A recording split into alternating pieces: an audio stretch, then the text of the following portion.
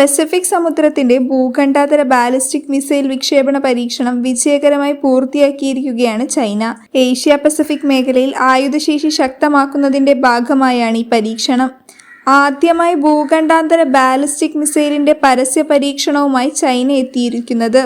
ആഗ്രഹിച്ച ലക്ഷ്യങ്ങൾ നേടിയെടുത്തു എന്നാണ് പറക്കൽ പരീക്ഷണത്തിനു ശേഷം ചൈന വ്യക്തമാക്കിയിരിക്കുന്നത്. ചൈനീസ് പ്രതിരോധ മന്ത്രാലയമാണ് ഭൂഖണ്ഡാന്തര ബാലിസ്റ്റിക് മിസൈലിന്റെ പരീക്ഷണ പറക്കൽ വിജയകരമായി നടത്തിയെന്ന് പ്രഖ്യാപിച്ചത്. US നഗരങ്ങളെപ്പോലും ലക്ഷ്യമാക്കി ആക്രമണം നടത്താൻ കഴിയുമെന്നതാണ് ചൈന പരീക്ഷിച്ചിരിക്കുന്ന പുതിയ ഭൂഖണ്ഡാന്തര ബാലിസ്റ്റിക് മിസൈൽ. നിലവിൽ ചൈനീസ് റോക്കറ്റ് ഫോഴ്സിന് DF-31AG, DF-5B, DF-41 എന്നിവയുൾപ്പെടെയുള്ള ഭൂഖണ്ഡാന്തര ബാലിസ്റ്റിക് മിസൈലുകളാണുള്ളത്. കൂടാതെ പീപ്പിൾസ് ലിബറേഷൻ ആർമി നാവികസേനയുടെ JL-2 അന്തർവാഹിനി വിക്ഷേപിക്കുന്ന ഭൂഖണ്ഡാന്തര ബാലിസ്റ്റിക് മിസൈൽ ഉള്ളതായും ചൈനീസ് സൈന്യം വ്യക്തമാക്കിയിട്ടുണ്ട്. കഴിഞ്ഞ കുറച്ചു നാളുകളായി ഏഷ്യ പസഫിക് മേഖലയിൽ മിസൈൽ പരീക്ഷണങ്ങൾ നിരവധിയായി നടക്കുന്നുണ്ട്.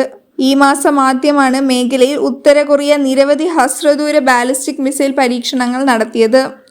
നിലവിൽ ചൈന പരീക്ഷിച്ച ഭൂഖണ്ഡാന്തര ബാലിസ്റ്റിക് മിസൈൽ പസഫിക് സമുദ്രത്തിലേക്കാണ് വിക്ഷേപിച്ചത്. 44 വർഷത്തിനിടെ ആദ്യമായാണ് ചൈന പുറംകടലിൽ ഭൂഖണ്ഡാന്തര ബാലിസ്റ്റിക് മിസൈൽ വിജയകരമായി വിക്ഷേപിക്കുന്നത്.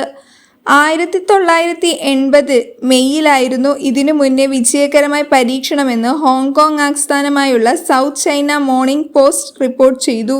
അന്ന് 9000 കിലോമീറ്റർ അപ്പുറത്തെ ലക്ഷ്യത്തിലേക്കാണ് മിസൈൽ കുതിച്ചത്.